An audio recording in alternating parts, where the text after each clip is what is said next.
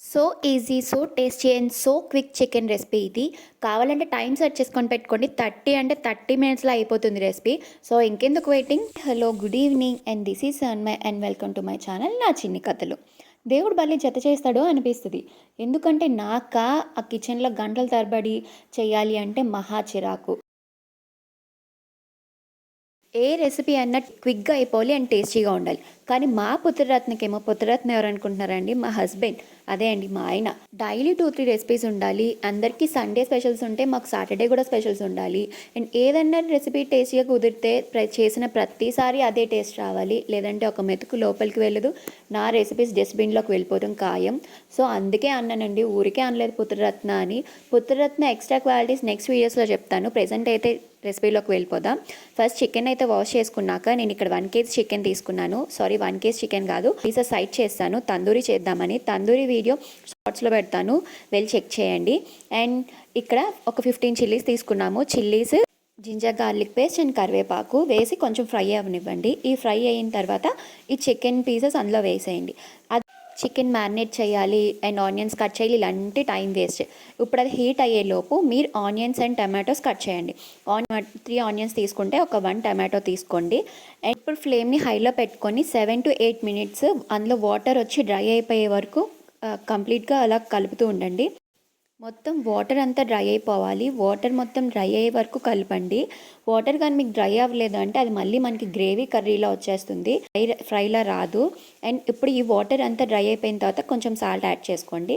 మీ టేస్ట్ని బట్టి salt add చేసుకోండి. అండ్ సాల్ట్ వేసిన తర్వాత కూడా కలపండి. కలిపిన తర్వాత అండ్ ఇప్పుడు ఫ్లేమ్ని అడ్జస్ట్ చేసుకోండి. బాగా సిమ్లో పెట్టుకోండి. ఇంకా మొత్తం రెసిపీ మొత్తం సిమ్లోనే ఉండాలి. అప్పుడే మనకి పైన క్రిస్పీగా వస్తుంది. అండ్ ఇప్పుడు ఆనియన్స్ అండ్ టమాటోస్ 2 యాడ్ చేసుకోండి. ఆనియన్స్ అండ్ టమాటోస్ యాడ్ చేసుకున్నాక ఇంకా బాగా కలపండి. ఇంకా ఇక్కడి నుంచి ఇంకా మొత్తం కలుపుతూనే ఉండండి. అప్పుడే మనకి పైన క్రిస్పీగా వస్తుంది అండ్ లోపల జ్యూసీగా వస్తుంది. ప్రతి week chicken fry and prawn curry అనేది మా ఇంట్లో మ్యాండేటరీ రెసిపీస్ అయిపోయినాయి. ఎందుకంటే చికెన్ ఫ్రై అంటే మా పుత్రరత్నంకి ఇష్టం అండ్ ప్రాన్ కర్రీ వచ్చేసి మా అంశు బేబీకి ఇష్టం. సో ఈ 2 మ్యాండేటరీ రెసిపీస్ అయిపోయినాయి. సో అందుకే చేసి chicken fry and prawn recipes అయితే నేను ఎంత ఈజీగా చేయాలి అని చెప్పేసి చేసి అలా చేశాను. ఎందుకంటే 2 రెసిపీస్ చేయాలి అండ్ యాడ్ ఆన్ రెసిపీ ఒకటి చేయాలి కాబట్టి. అండ్ ఈ వేలో చేయండి, గ్యారంటీ క్రిస్పీ ఉంటుంది అండ్ లోపల జ్యూసీ ఉంటుంది. టేస్ట్ అయితే మీరు మళ్ళీ మర్చిపోరు.